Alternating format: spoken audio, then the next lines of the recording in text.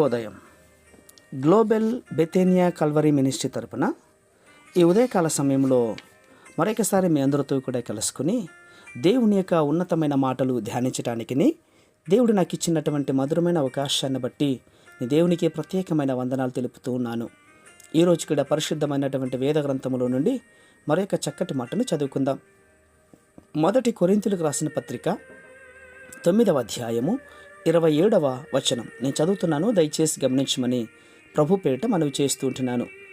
1 కొరింథీయులకు రాసిన పత్రిక 9వ అధ్యాయము 27వ వచనము.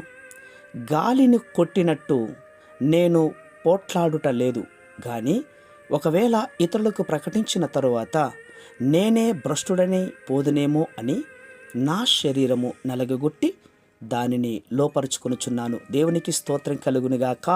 అవును ప్రియులారా, అపోస్తలుడైన పౌలు గారు శరీరాన్ని నలగొట్టుకుంటూ ఉన్నాడు. ఎందుకు తన శరీరాన్ని నలగొట్టుకుంటూ ఉన్నాడు అంటే, తన శరీరంలో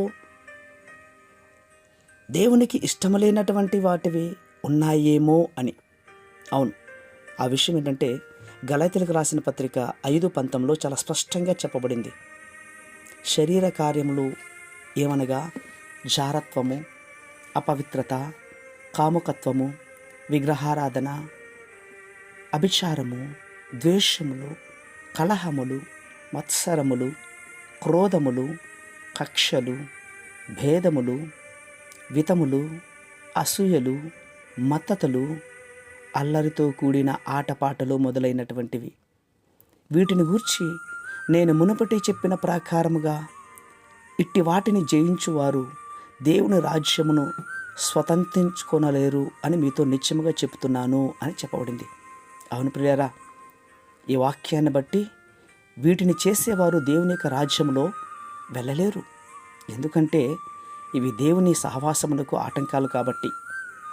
పరలోకములో అటువంటి వారు దేవునితో సహవాసం చేసేవారు చేసే అవకాశం కూడా ఉండదు కాబట్టి, పరలోకములో నుండి భూలోకముల నుండి వచ్చినటువంటి పరిశుద్ధాత్మతో పవిత్రమైనటువంటివి ఆలోచనలు కలిగిన వారు ఏ విధంగా పరలోకానికి వెళ్తారు కదండి. అపవిత్రంగా ఉన్నటువంటి వారు మాత్రం తప్పకుండా వెళ్ళలేరు. అందుకే పౌలు గారు చాలా స్పష్టంగా మాట్లాడుతున్నారు. పరిస్థితి నుండి విడిపించటానికి తన శరీరమును జయించాలని, పరిశుద్ధమైన ఆలోచనలు కలిగి ఉండటానికి తన శరీరమును నలగొట్టుకుంటూ ఉన్నాడు. తన శరీరమును నలగొట్టడం అంటే ఏంటి? ఇప్పుడు చెప్తున్నాను ఉండండి. ఉపవాసం. అవును పిల్లరా, ఉపవాసం ఉండి ప్రార్థన చేయాలి. పవిత్రమైన ఆలోచనలు కలిగి ఉండటానికి ప్రతి విశ్వాసి తప్పకుండా ఉపవాసం ఉండాలి.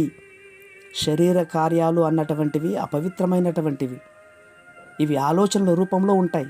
మనము శరీరము నలుగుగొట్టబడినప్పుడు వాటిని జయించగలుగుతాం. అందుకే పౌలు గారు ఇంత బోధన చేసినా, ఇంత సువార్త ప్రకటించినా, ఇన్ని పత్రికలు రాసినా తన శరీరంలో ఉన్న అపవిత్రను నలుగుగొట్టుకోవడానికి ఉపవాసం ఉండమని హెచ్చరిస్తూ ఉంటున్నాడు. పరిశుద్ధమైన మా ప్రియ పరలోకపు తండ్రి, ఈ మాటలు వింటున్న వారందరూ కూడా ఉపవాసానికి ఉన్నటువంటి ధన్యత, శక్తి ఏంటో అర్థం చేసుకుని సకాలంలో ఉపవాస కూడికలకు హాజరవుటకు సహాయం చేస్తారని విశ్వాసంగా నమ్ముచ్చు. చిన్న ప్రార్థనను మా రక్షకుడైన యేసుక్రీస్తు ఉన్నతమైన నామములో దీనముగా అడిగి వేడుకను పొందించున్నా మా తండ్రి. ఆమేన్, ఆమేన్, ఆమేన్.